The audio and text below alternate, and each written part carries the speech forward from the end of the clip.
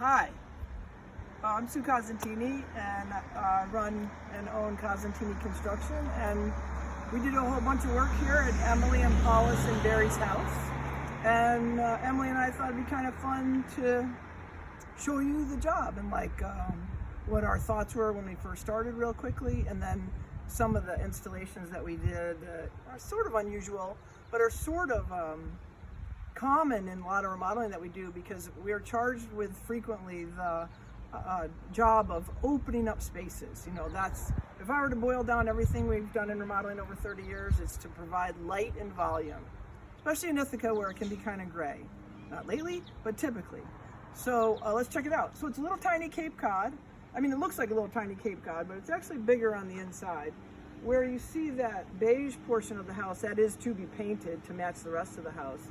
But it used to be a breezeway between the house and the garage, and we completely demolished the interior finishes of the breezeway, and the framing was left in place, but we added to it quite a bit and turned the breezeway into Barry's great room. And then this bump out that you see here is Barry's bedroom. And it's all it's all on grade. We had to add to the floor of the existing structure to get adequate insulation, so we built that up, and then we also added that to a slab, a monolithic slab it's called, which is a very low, very low profile with respect to how far it goes into the earth, and poured a big slab and insulated it and made that into his bedroom. And then added onto his garage to bring it out forward, and obviously give him room, because we commandeered space out of the garage for Barry's office. So it's a really sweet little space. Should we go in the Cape Cod and then Barry's? Yeah. If we can.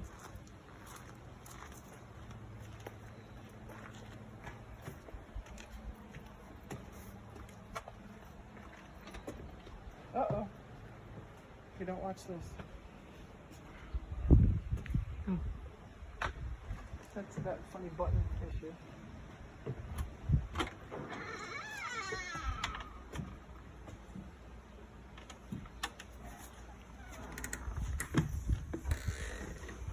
So let's see. In here, we basically had your classic rabbit warren space with all kinds of rooms, separating everybody from everybody. Like breakfast room was separated from the living room, separated from the dining room. I can barely remember it now. So what we do is we come in and we put up a whole bunch of temporary walls, and then we cut out all the bearing walls. And then when we have the bearing walls cut out, we come through and cut the floor joists. And in this case, the floor joists were inadequate.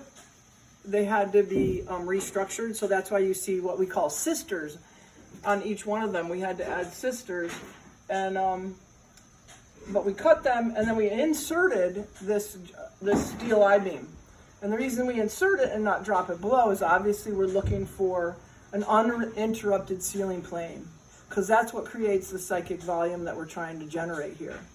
We really want a person to not, one of the things that disturbs human beings is we have these things called edge protectors in our eyes, so we see shadow. And when we see shadow, the sky or the ceiling comes down lower on us. So we're trying to get rid of that shadow effect and create this really open feeling.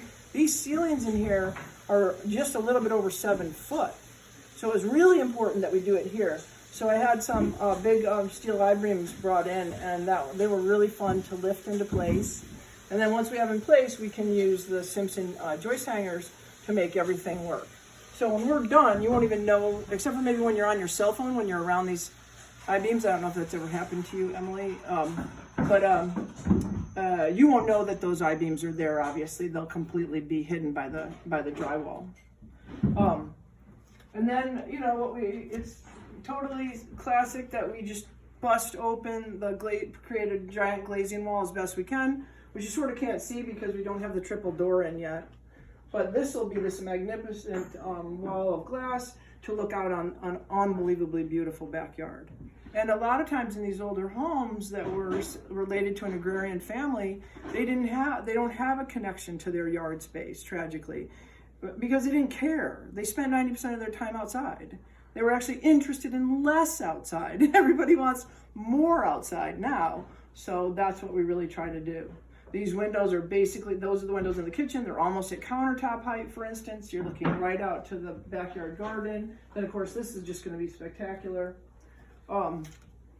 Yeah, and that's kind of, so basically here we got the, not basically, that's like a butler's pantry, then the kitchen, then kind of a dining room space, and then like a sort of adjacent, almost like a study, like an extension to the dining room. And then over here is the living room, which will be contiguous, obviously, with the great room space, which is the open floor plan that pretty much everybody wants now.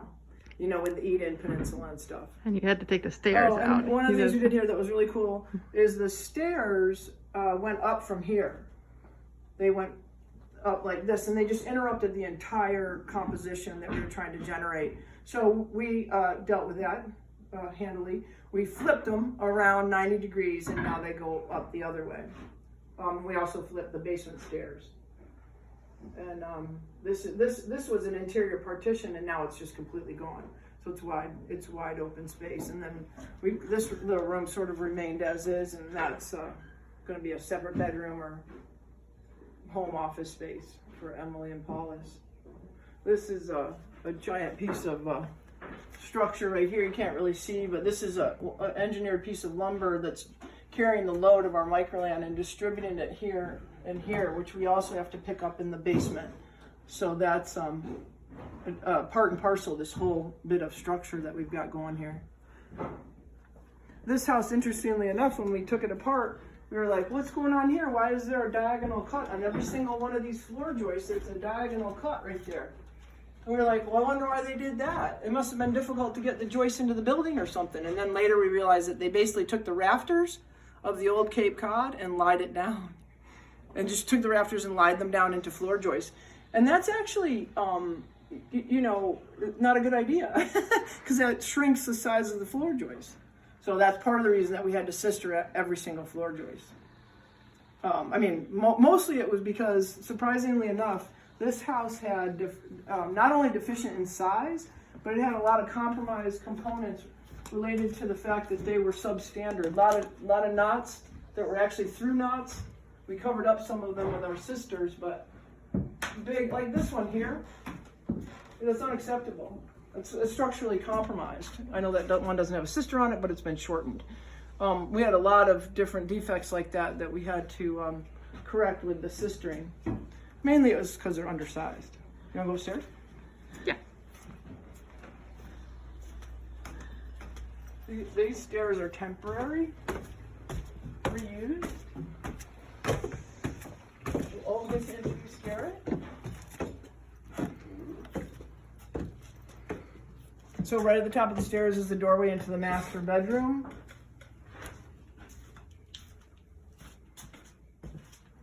Big old master bedroom, once again, low ceiling. This is a diminutive Cape Cod, after all. And we always were conscious of the fact that our client is 6'4". Always conscious of that. And it annoys him. So we're looking to increase that whenever we can. Here we had to basically build trusses because once again our rafters were compromised in dimension. They were deficient for structural reasons. So we sort of built a homemade truss system, if you will. Obviously this is under the auspices and direction of an engineer. I'm not making this stuff up, but I'm working with them to get it right. So we changed our bearing point from our center partition and dropped it onto this wall, and you can see we put in what's called panel points to carry the load back down. And we just opened this. This was a bunch of rooms too, wasn't it, Emily? Mm-hmm. It was a bunch of rooms, and as you can tell by the marks on the floor where the walls came out, it was a whole bunch of rooms, and obviously we opened it up, and now they're gonna get a whole bunch of glass. And then in here is their bathroom, which is really, really, no, you wanna be in this. This is Garrett J, Blue J Plumbing and Heating. Hello. He is the god of everything plumbing and heating, as far as I'm concerned. And you fit the bill in many ways other than just your skill. You have that Greek god appearance, even though you are Italian, right? Mostly. A little bit of Greek, yeah. Well, it all works together. It's all working, Garrett, really nicely. Yeah. So this is, we almost always build toilet rooms when we're creating spa-like bathrooms. which is kind of nice because someone can be in a spa enjoying their bathroom while someone's doing their business in the toilet room. So this is a pocket door into a little toilet room, and per Emily's requirements, we have a wall-hung toilet here, which is sort of unusual. Don't see that very often other than commercial installations. So this is a little room. You go in here, you shut the door, and it's your own little toilet room. And then, of course, there's not a sink in there. The sink is out here. This is the vanity, and then that's the soaking tub right there. And we built that centered on the window, which is really sweet, right? Both parties, both people, when they're sitting in it, can look out the window. And then this is the walk-in shower that Garrett's putting in the second shower head in here. So we have 2 controls here, for one for one head and one for the other head. We're bringing it through the ceiling because that's an exterior wall. That we don't compromise the insulating envelope with any plumbing, and we don't like plumbing in exterior walls. So that pipe, he'll bring that pipe right across the ceiling as low as possible so we can get a whole bunch of insulation above it. And I always put my controls where a person doesn't have to get wet to operate them. I always put them near the bathroom proper. You can turn your shower on, get it nice for yourself, and then go in and not get soaking wet just turning on your shower. And plumbers, a lot of times, Garrett didn't complain, but every other plumber I worked with whines and complains about that, and I say we're going to do it anyways. I've actually had a lot of, they're like, what do you mean I got to run that pipe all? I go, yeah, how hard is that to run a pipe over there? This is hard. Look at this. And then there's art. Yeah. Oh yeah, that is really nice. It's gonna be fun to maintenance. There's no maintenance. Once in a while. In maybe 50 years. Yeah, I'll be out of the thank you. business by then, so. That's right. It'll be 50 somebody years, else's everybody will problem. be. I mean, these are durable valves. I mean, they're deltas. They're good. Mm-hmm. And Garrett's work is, look at those. So solder joints are so perfect. Most of them. Almost all of them. Almost. That's a sign of a good plumber. Mm. Take pride in their assembly, their sculptural work. I'm here on Saturday. Yeah, and then there's that. You shouldn't advertise that, Garrett. People will be calling you and going, hey, I saw you there on Saturday. Can't you come for free? Or for cheap? Yeah, for free. So this is just the other door to the bathroom in case they have a guest and they want to use it. And let's show them the laundry room. Can't get there from here, but in construction we get to walk through walls.